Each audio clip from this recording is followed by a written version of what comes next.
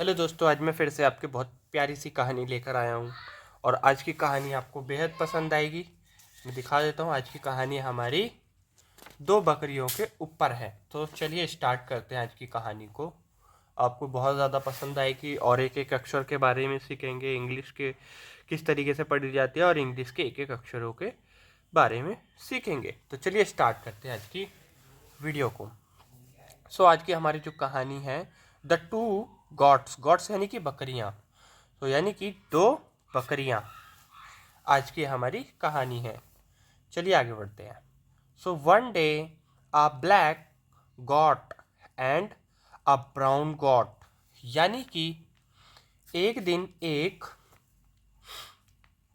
काली बकरी और एक भूरी बकरी met in the middle of a bridge over a stream. Stream का मतलब होता है धारा, नदी की धारा को बोला जाता है।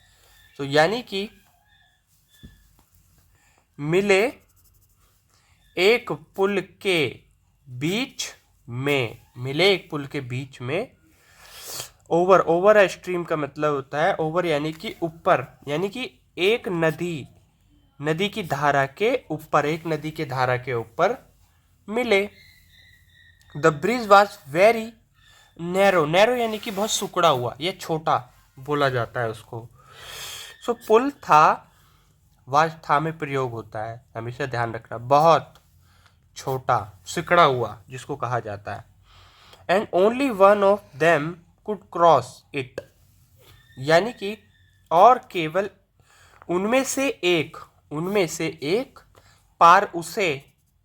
पार क्रॉस यानी कि पार कर सकता है, कर सकता था। क्रॉस सकता शक्ति में प्रयोग होता है, तो कर सकता था उसे।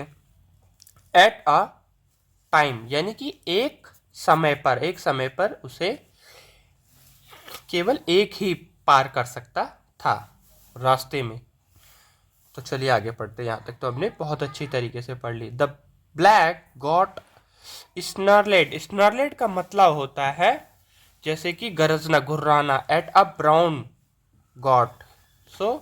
काली बकरी घुर्रा रही थी किस पे? भूरी बकरी पर। एट द यानी कि पर। भूरी बकरी पर वह घुर्रा रही थी, एकदम गुस्से में देख रही थी, क्योंकि वो आमने सामने खड़े थे दोनों बकरी। उसने क्या कहा? गेट आउट ऑफ माई वे। मेरे रास्ते से निकल जाओ। उसने कहा मेरे रास्ते से हट जाओ। गेट आउट यानी कि हटना होता है या निकलना। तो मेरे रास्ते से हट जाओ। लेट्स मी गो फर्स्ट यानी कि चलो। लेट्स यानी कि चलो, पहले मुझे जाने दो। चलो पहले मुझे जाने दो। उसने कहा ऐसा, पहले मेरे रास्ते से हट जाओ और पहले मुझे जाने दो। तो उसने ये कहा। थोड़ा सा ऊपर कर लेते हैं। तो आगे पढ़ते हैं आज की कहानी में। यहाँ तक तो आपको बहुत अच्छी तरीके से एक एक अक्षर और एक एक मीनिंग और कहानी को किस तरीके से पढ़ा जाता है ये आपको मालूम हो गया होगा। चलिए। Then the brown goat snarled back. यानी कि पहले तो काली बकरी घुर्रा रही थी, यहाँ पे लिखा हुआ ना, ब्लैक गॉट स्नरलेड एंड ब्राउन, भूरी बकरी पर। अब फिर भूरी बकरी घुर्रा रही थी पीछे से। बैक का मतलब पीछे से भूरी बकरी घुर्रा रही थी, गरज रही थी कहते हैं। You move back. तुम पीछे हटो। बैक का मतलब होता है पीछे और मूव यानी कि चलना या हटना। तो तुम पीछे हटो, तुम पीछे चलो, उसने कहा। आर एल्स का मतलब होता है वरना, और एक और मतलब होता है आर का मतलब या। आर का मतलब या, और एक इसका नहीं तो एल्स का मतलब नहीं तो। इसको इन दोनों का मतलब हो जाता है आर एल्स का या नहीं तो। I will throw. थ्रो मतलब फेंकना। आई विल थ्रो, मैं तुम्हें फेंक दूंगी। विल गागेगी में यूज होता है, यह हमेशा याद रखना। इनटू द स्ट्रीम, नदी की धारा में। उसने कहा तुम पीछे हटो, मैं तुम्हें नदी की धारा में फेंक दूंगी। उसने ऐसा कहा। भाई ठीक, उसने क्यों कहा? क्योंकि वो पीछे नहीं हट रही थी, वो भी घुर्रा रही थी। They threatened each other for some time. यानी कि वे डांट रहे थे। डांट रहे थे, थ्रेटन का मतलब होता है डांटना या किसी से झगड़ा करना, यानी कि एक दूसरे को डांट रहे थे। ईच अदर यानी कि एक दूसरे को डांट रहे थे। फॉर सम टाइम, कुछ समय के लिए, कुछ समय के लिए वह एक दूसरे को डांट रहे थे। देन दे चार्ज्ड, चार्ज का मतलब होता है आरोप लगाना।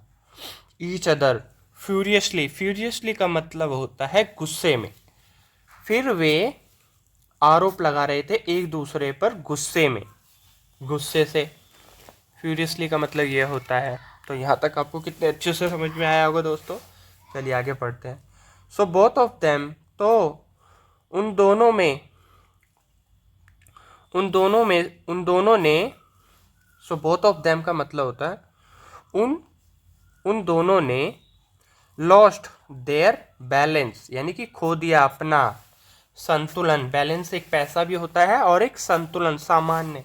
मैं आपको दिखाई देता हूँ किस प्रकार की कहानी है ये। इस तरीके से यहाँ पे दो बकरियां, एक भूरी और एक काली, तो वो एक रास्ते में है। किस पे है वो? ब्रिज पे, ब्रिज यानी कि पुल, और ऊपर भरा हुआ है नदी का पानी। तो हम उस पर कहानी पढ़ रहे हैं। तो गुस्से में उसने क्या करा? आरोप लगा रही थी। तो उन्होंने अपना क्या किया? बैलेंस खो दिया, संतुलन खो दिया। And fail into the stream, stream का मतलब मैंने आपको पहले ही बताया था, नदी या धारा को कहा जाता है। और गिरे, फेल यानी गिरना, नदी की धारा में। सो बोथ ऑफ देम, सो उन दोनों ने, सो वो बोथ ऑफ देम का मतलब, बोथ मतलब दोनों, ऑफ देम यानी कि उन दोनों की कह सकते हैं या तो, या फिर वो वे दोनों वर थे में प्रयोग होता है। और ड्राउंड, ड्राउंड यानी कि डूबना। तो वो दोनों डूब गए थे। यहाँ पे बहुत, तो वे दोनों, दोनों के दोनों डूब गए थे। बोथ का मतलब दोनों होता है। तो वो दोनों, देम यानी कि उसको या फिर वे दोनों डूब गए थे। यहाँ तक आपको अच्छे से समझ में आ गया। चलिए पढ़ते हैं अब आगे का part. The poor goat did not मतलब नहीं, know that anger lead to sorrow, sorrow को कहा जाता है दुख, जिसको कहा, अब पढ़ते हैं हम। एक पुअर का मतलब होता है एक गरीब, लेकिन हम पुअर को यहाँ पे गरीब की मात्रा में नहीं पढ़ेंगे, हम इसको पढ़ेंगे, पुअर को कहते हैं बेचारी। बेचारी बकरी नहीं जानती, नो मतलब जानती, नहीं जानती थी कि गुस्से में दुख होता है। लीड यानी कि दुख होता है।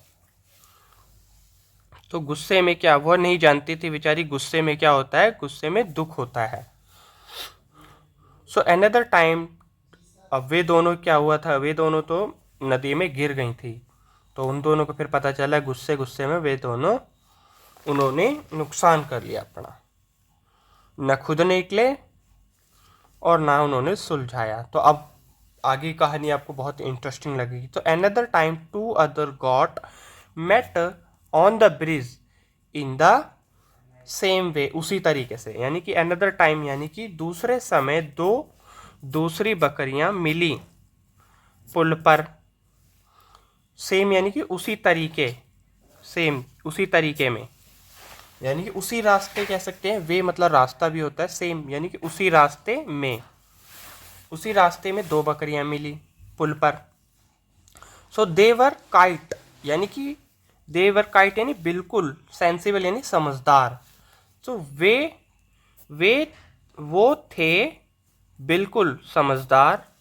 वन ऑफ देम, सॉरी उनमें की, ऑफ यानी की में प्रयोग होता है। तो उनमें की एक सेट डाउन, सेट डाउन का मतलब होता है सिट की सेकंड फॉर्म। तो क्या, बैठी नीचे। And allow the other goat to step over her body, over her body का मतलब होता है अपनी बॉडी के ऊपर से निकलने के लिए कहना। तो बैठी नीचे और आज्ञा दिया दूसरी बकरी को, स्टेप मतलब कदम रखना, ओवर हर मतलब अपनी बॉडी के ऊपर, अपने शरीर के ऊपर चलने को उसने कहा, निकलने का एक एक कदम रखने के लिए, जैसी वह नीचे बैठ झुकी। एंड गो अहेड, अहेड का मतलब और, जाने दिया आगे, और जाने दिया। देन का मतलब से हो, देन का मतलब फिर, जहाँ पे ए लग जाता है वो फिर होता है। फिर शी स्टूड अप, वह खड़ी हुई ऊपर, अप यानी कि ऊपर। एंड वेंट ऑन हर मतलब, और ऑन वे यानी कि और गई उस अपने रास्ते पर, उस अपने रास्ते पर, अपने रास्ते पर वे तीनों निकल गई। जैसे ही वह नीचे बैठी थी तो वो वाली बकरी इस रास्ते पे उसके शरीर पे कदम रख के चली गई थी, यहाँ पे लिखा हुआ है। जैसे ही वह नीचे झुकी, उसने आज्ञा दिया दूसरी बकरी को टू मतलब को, स्टेप यानी कदम रखने को कहा उसने, एक एक करके। सो ओवर यानी कि ऊपर से, अपनी बॉडी, अपनी बॉडी से, उसने अपनी बॉडी से क्या कहा, आगे, अहेड यानी कि आगे जाने को कहा, उसने आज्ञा दिया था। तो फिर वह जैसी खड़ी हुई और अपने अपने रास्ते निकल गए, वे यानी कि रास्ते। अब चलिए पढ़ते हैं आगे कहानी, तब खत्म ही होने वाली है, अब ज़्यादा नहीं है कहानी। थस का मतलब होता है इस प्रकार, बोथ ऑफ देम, उन दोनों ने, इस प्रकार उन दोनों ने, क्रॉस द ब्रिज सेफली यानी कि पार किया था पुल को आराम से। The two clever goats knew that peace lead to joy, यानी कि दो चतुर बकरियां जानती थीं कि शांति, पीस मतलब शांति में आनंद होता है। लीड यानी कि होता है, करता है में प्रयोग होता है।